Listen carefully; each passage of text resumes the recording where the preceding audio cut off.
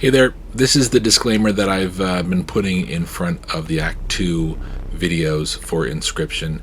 Basically, if you haven't played the game, there's some really fantastic surprises throughout the game, and things change frequently in the game and drastically. And some of those changes, if you watch the rest of this video without knowing what happens and playing through Act 1 and getting to Act 2, it's going to spoil some of the interesting things that happen. So I advise play through the game, get to Act 2, and then use these guides in order to help you get through Act 2. Otherwise, you're going to see things that you're going to not understand, and that it's just going to spoil your experience. So I suggest watch these videos for Act 2 only if you already know what's going on. Okay, so we're going to start the video then.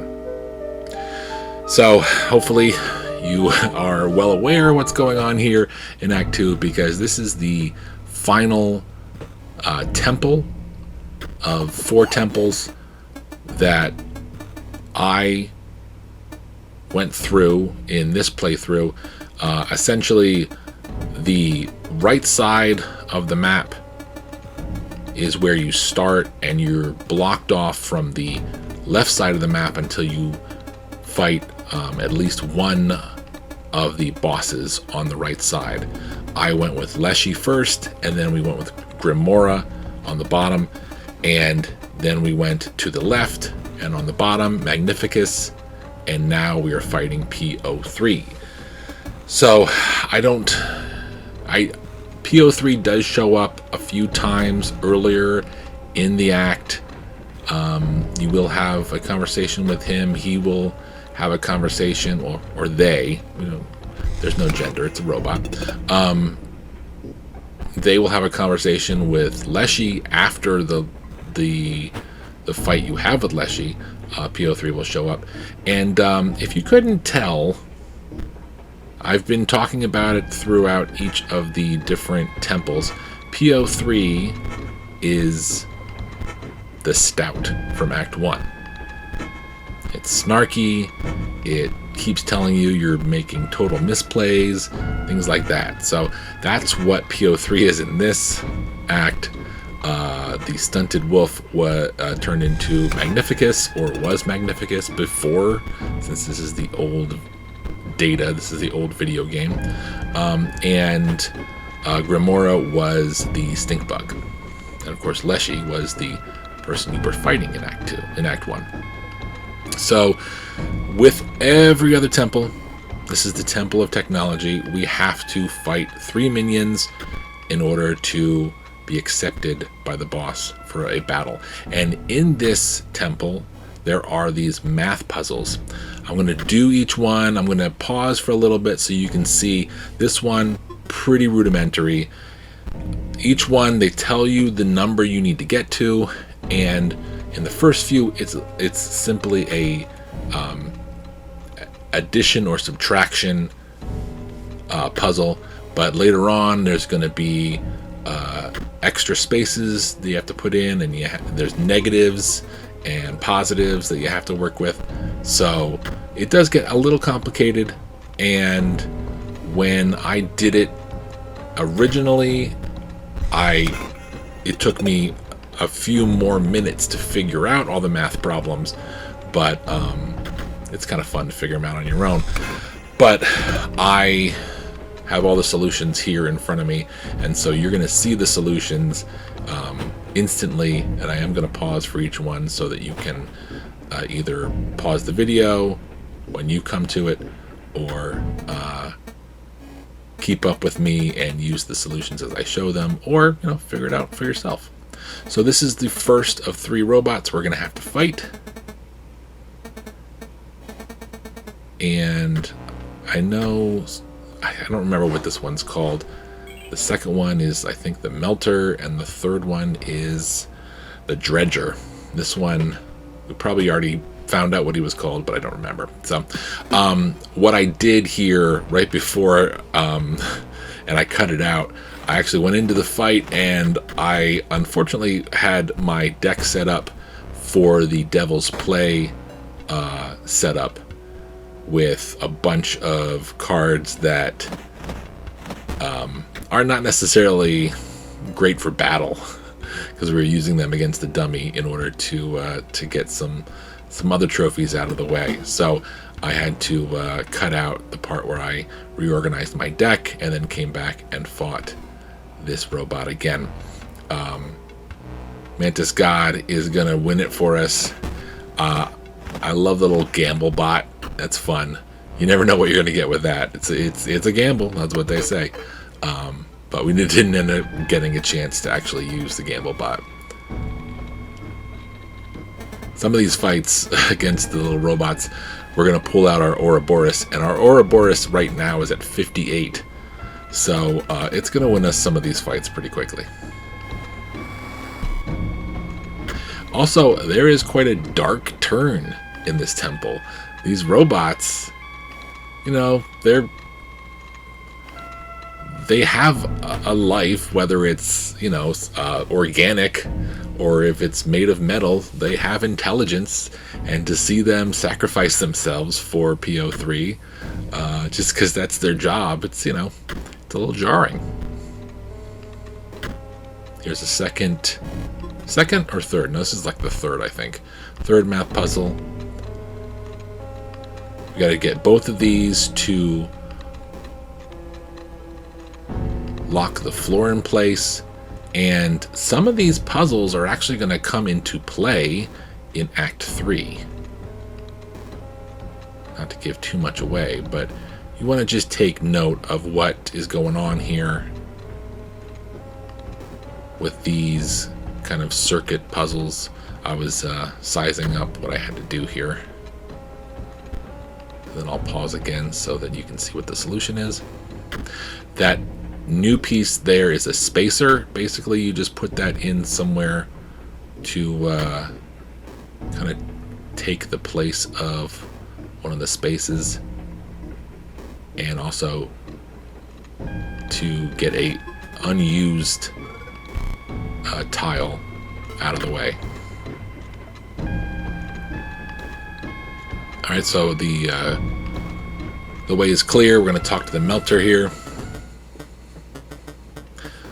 The melter and somebody else, apparently, because there's a second voice that we're going to, well, at least read in text here. It goes very quickly, but there's definitely something you can read there in red.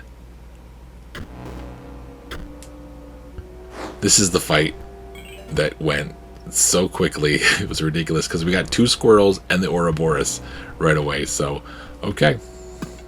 I love the skeletons too, even though they die after their use. That one hit without any having to spend anything is awesome. And in the boss fight, they're useful because some of the cards you use, you want to make sure you get rid of before it's too late.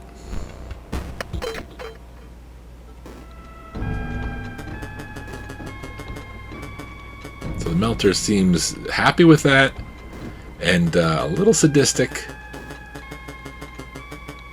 And whatever that other voice is probably not going to like what's going to happen next.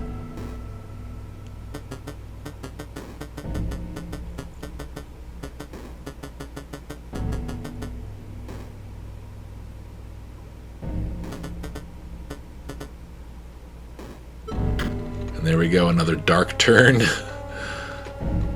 with the robots. And so next you have to open up this floor, so you got to do 2 more of these kind of math problems. You have a positive, and 2 spacers. And this is, I believe, the first puzzle that actually has some negatives in the puzzle, so you want to just cut off the right 2 over here so that none of the negatives are getting in the way. There's just a pause for you to see the solution.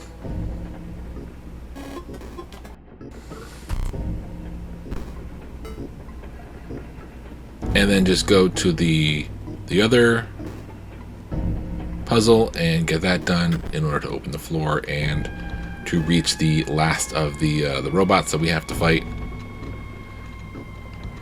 And the fight's going to go pretty quickly with the last robot, but it goes quicker than it's actually intended to go because the Ouroboros shows up again. But if you do go into the fight with the Dredger, don't get too stressed out about it, because he's going to give up pretty early on in the fight if you don't beat him instantly like I do, because what he does is kind of helps bring on some of the end of the act story bits, which you'll be able to see some of that in this video. But I'm gonna cut the content here is gonna cut right before kind of the end of the act, before we go into the last bit of what you need to do. I will say this, after you grab those 2 card packs, down here is the Dredger. Once you get all 4 of the temples cleared, there is kind of a point of no return that if you still need to get any of the 3 missable trophies in Act 2, which is Devil's Play, Dark Offering, and Collective Effort. Collective Effort is collecting all 96 of 97 cards. Again, there's 97 cards. You need to collect all but one of them. It doesn't matter which one you don't collect, and you'll get the trophy. There's Devil's Play, which is playing a hand or taking a turn and getting 666 points of damage in 1 turn. There's a video already out that I made showing how that works. And the Dark Offering, which is another video that I have waiting in the chamber, that's going to be out probably tomorrow. And that is getting 2 cards, playing them in a certain way, and getting an item after you do so, and giving that to the thing that is hiding in the coffin in the bottom area of the Temple of the Dead. So make sure you've gotten all 3 of those things done before you head back to the area where you started this act with the 4 what kind of like resemble tombstones, the large, the tall, skinny stone tablets that light up at the end of each battle. Now, if you notice, the Dredger, we beat the Dredger, and they happily went back to work, and they pulled something very strange out.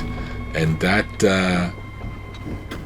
if you finish the act, you'll see what that does in the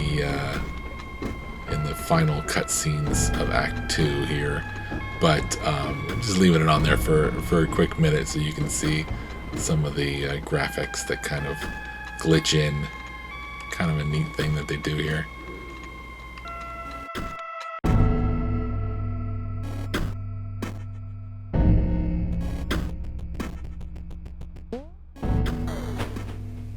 So we're going to backtrack to PO3 and get the boss battle underway,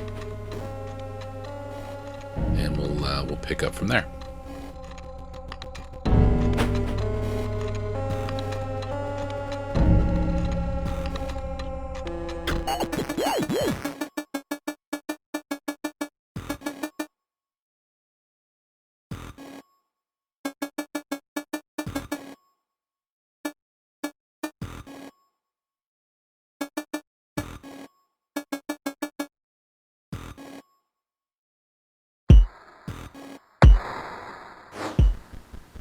So this was actually my second attempt at the fight.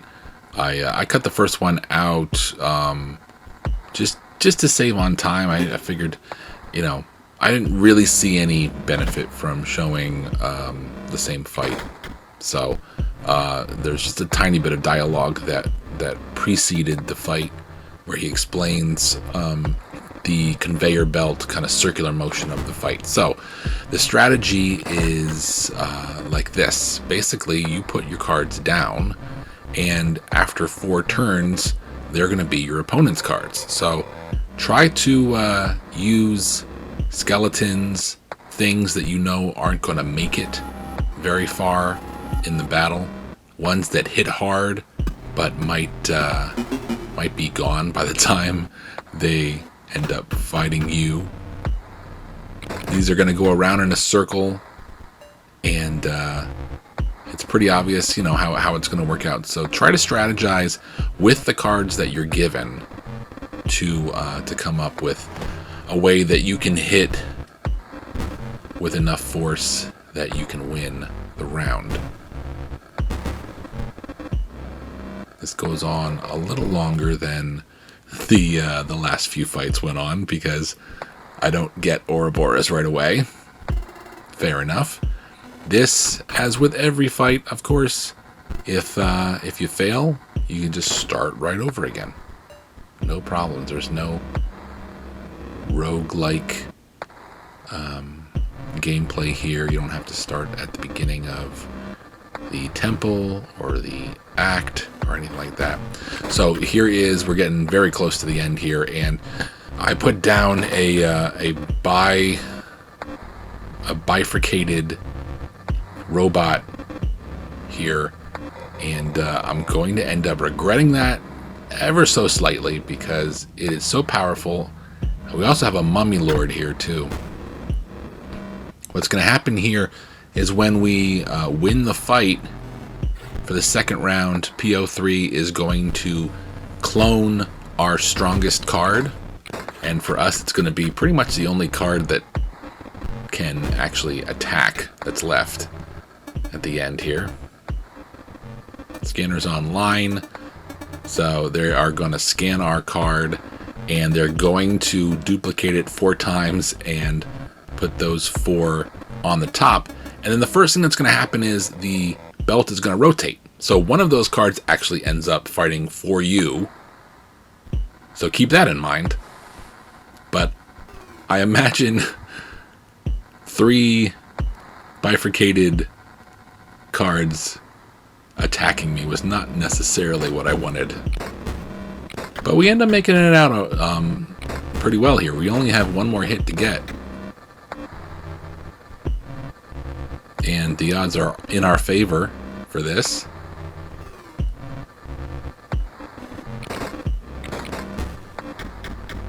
And there you go.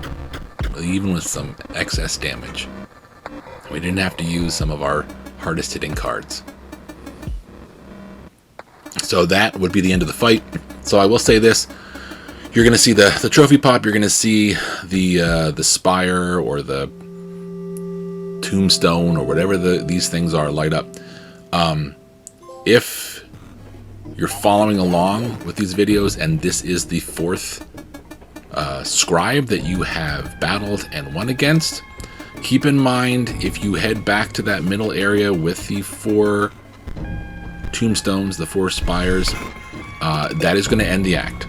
You're going to initiate the end cutscenes, basically.